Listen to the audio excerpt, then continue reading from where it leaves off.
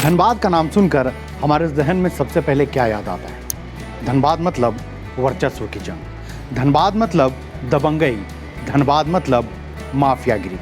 जी हाँ दोस्तों, धनबाद के बारे में ये बातें आम हैं, लेकिन आपको बता दें कि धनबाद लोकसभा सीट अपने आप में खास मानी जाती है। पिछले कई दशकों से इस सीट पर बीजेपी का कब्जा रहा है, लेकिन इससे पहले कांग्रेस के भी यहाँ से सांसद बनते आ रहे हैं। अब अगर हम बात करें 2024 लोकसभा चुनाव की, तो इस बार बीजेपी ने जिन्हें टिकट दिया है उनकी छवि भी दबंग मानी जाती है। क्या ये दबंगई के कारण ही कहा जा रहा है कि अभी तक उनके सामने विपक्षी गठबंधन की तरफ से कोई भी उम्मीदवार के नाम का ऐलान नहीं हो पाया है? जी हाँ, धनबाद लोकसभा सीट से बाघमारा के मौजूदा बीजेपी विधायक ढुल्लू महतो को बीजेपी ने मैदान में उतारा है।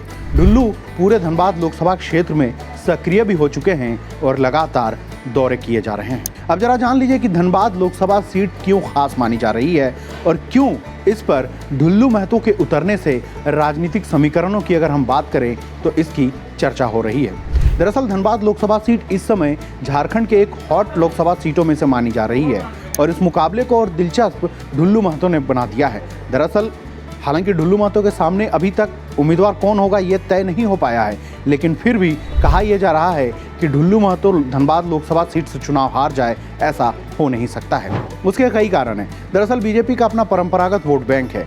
धनबाद लोकसभा क्षेत्र के अंतर्गत आने वाले जो स्थानीय वोटर हैं, उसके साथ साथ धनबाद में बाहर से आकर के जो लोग बसे हैं, कहा जाता है कि उनका एक तरफा वोट बीजेपी की तरफ हमेशा से जाता रहा है। और ढुल्लू महतो खुद स्थानीय हैं, धनबाद जिले के रहने वाले हैं। ऐसे में स्थानीय लोगों का भी उन्हें सहयोग मिल सकता है।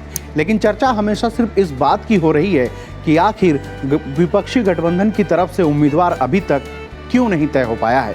तो दरअसल इसके पीछे कई कारण बताए जा रहे हैं। बताया ये जा रहा है कि एनडीए गठबंधन के सामने कांग्रेस गठबंधन अभी भी अपने उम्मीदवार तय नहीं कर पाया है।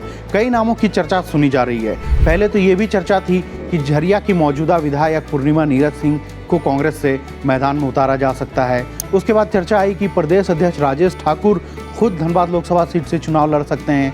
कुछ दिन पहले चर्चा ऐसी भी आई कि ददई दुबे जो धनबाद के सांसद रह चुके हैं, वो ढुल्लू महतो के सामने आ सकते हैं। चर्चा ऐसी भी थी कि सरयू राय ने खुद ढुल्लू महतो के खिलाफ चुनाव लड़ने की इच्छा जताई थी। उन्हें जेएमएम ने भी समर्थन देने की बात कही थी।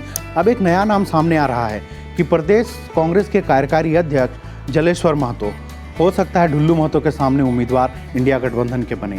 आप जरा जलेश्वर महतो के बारे में भी ये जान लीजिए कि जलेश्वर महतो कौन है। दरअसल जलेश्वर महतो वही हैं जिनसे कई बार ढुल्लू महतो का बाघमारा विधानसभा में आमना सामना हुआ है और जलेश्वर महतो ने भी ढुल्लू महतो को बाघमारा विधानसभा में शिकस्त दी है। और ढुल्लू महतो पिछले 3 बार से लगातार जलेश्वर महतो को ही हराकर बाघमारा विधानसभा के विधायक चुने जा रहे हैं।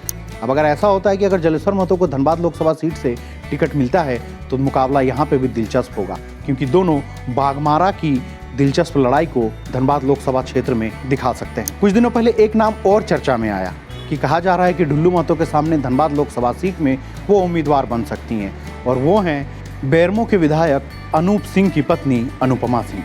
हालांकि अभी आधिकारिक पुष्टि नहीं हुई है कि इंडिया गठबंधन की तरफ से धनबाद के दंगल में ढुल्लू के सामने कौन चुनौती देगा, लेकिन ऐसे में अब देखना ये दिलचस्प होगा कि आखिर ढुल्लू के सामने मैदान में कौन उतरता है। और ढुल्लू महतो की जिस तरह की राजनीति रही है, क्या ढुल्लू महतो बाघमारा का करिश्मा धनबाद में दोहरा पाएंगे या फिर नहीं।